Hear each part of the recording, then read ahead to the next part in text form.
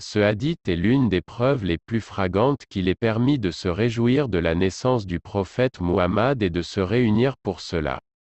Il est authentique et rapporté par 1. Sunan an-Nasa'i, volume 6, livre 49, hadith 5428. 2. Sahih Muslim, livre 40, hadith 2701-3. Jahami, Tirmidhi, hadith 3326. 4. Musnad Imam Ahmad, hadith 16488. 5. Sahih ibn Hibban, hadith 820. 6. Musnad Abi Ya'la, hadith 7331-7.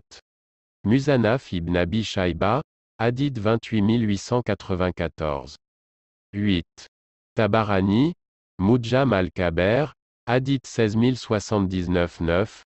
An-Nawawi, Riyad as-Salihin, livre 16, hadith 1450.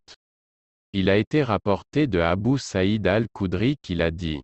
Muawiyah, qu'Allah soit satisfait de lui, a dit, le messager d'Allah arriva vers un cercle, formé par ses compagnons, et dit. Que faites-vous donc? Ils dirent. Nous sommes réunis pour prier Allah et le louer pour nous avoir guidés vers sa religion et nous avoir bénis par ta personne. Il répondit. Je vous demande, par Allah, est-ce la seule raison? Ils répondirent. Par Allah, nous ne nous sommes pas réunis pour une autre raison.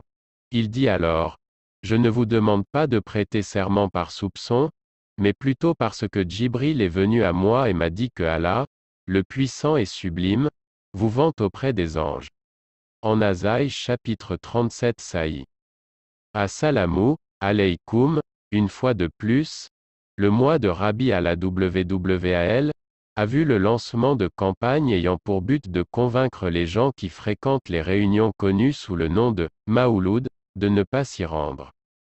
Ce que j'ai trouvé inquiétant, c'est la diffusion d'informations trompeuses, propagées par des personnes qui ne semblent pas être en mesure de garder leur calme sur ce sujet et qui copient et collent aveuglément des articles allant contre le Mawlud, sans même vérifier l'exactitude de ce qu'ils diffusent.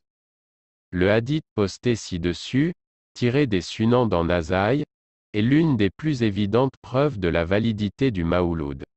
Il montre clairement que les compagnons se rassemblaient pour remercier Allah, le Très-Haut, et lui rendre grâce pour les avoir bénis en leur envoyant le prophète. Les assemblées du Mawlud ne sont-elles pas ce qui est décrit dans le hadith? J'ai plus à dire sur ce sujet mais faute de temps, je vais me contenter des points suivants, qui résument des discussions plus détaillées. 1. Définition des rassemblements du Mawlud. Ce n'est pas un rassemblement d'anniversaire comme on l'entend au sens occidental classique du terme gâteau, bougie, mixité, cadeau, musique, mais plutôt un rassemblement durant lequel est mentionnée la sira du messager d'Allah incluant une mention de sa naissance bénie. Ces rassemblements contiennent habituellement de la récitation de Qur'an et des qasaïd, chants. La grande majorité de ces rassemblements se sont tenus tout au long de l'histoire jusqu'à aujourd'hui sans qu'aucun acte haram n'y soit mêlé. 2. Le Mawlud est une question de fiqh, jurisprudence, et non de aqidah, croyance. En tant que tel, le sujet du Mawlud a été traité par les érudits musulmans du passé, lesquels ont, dans une grande majorité, émis des fatwas, avis, stipulant qu'il est licite et recommandé.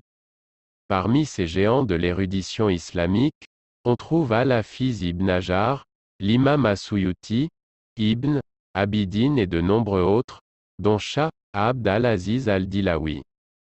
Étant donné qu'il s'agit d'une question de fiqh à propos de laquelle les oulémas traditionnels ont donné la fatwa, il n'est par conséquent pas permis de condamner ceux qui assistent à ces rassemblements alors qu'aucune pratique illégale ne s'y déroule.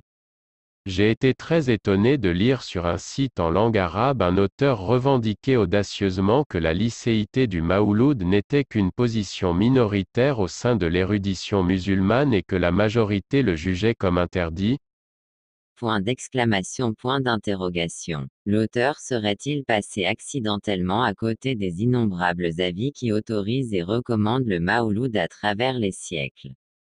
Ceux qui en doutent encore peuvent se faire idée en lisant l'article suivant, L'avis des savants sur la commémoration de la naissance du prophète Muhammad, al-Mawlud. 3. Deux approches. Les savants musulmans ont deux approches pour argumenter en faveur de l'autorisation, permission des rassemblements de Mawlud. A. Les assemblées de Mawlud existaient à l'époque des salafs pieux prédécesseurs, mais n'étaient pas connues sous ce nom, voir la fatwa de Cheikh Abdallah Shah YY al-Luknawi et le hadith posté ci-dessus. B. Les assemblées de Mawlud dans cette forme exacte n'existaient pas au temps des salafs mais leur base est présente dans la charia, ce qui leur permet d'exister, et aussi de ne pas être considérées comme une mauvaise innovation. C'est l'approche de Hafiz ibn Hajar et de l'imam As-Suyuti. 4. Tout est dans le nom. Si le nom d'assemblée de Mawlud, ou fête d'anniversaire, était remplacé par leçon de Sira, durant laquelle quelques qazaîdes sont également chantées, qui pourrait encore trouver cela problématique. En effet, si vous étiez amené à inviter les détracteurs à un tel événement, ils ne remarqueraient probablement même pas qu'ils seraient en train de participer à un Mawlud. J'ai pu constater que c'est l'approche qui est utilisée à Madina al-Munawwara ou à l'extérieur du lieu où se déroule un Mawlud hebdomadaire bien connu. Une pancarte indique « Majlis Asira en Nabawiya ». 5. Mawlud quotidien. Les Mawluds se déroulent aussi, en dehors du mois de Rabi al-Awwal et des savants du passé ont déclaré qu'ils célébraient chez eux, chaque soir, la naissance du messager d'Allah.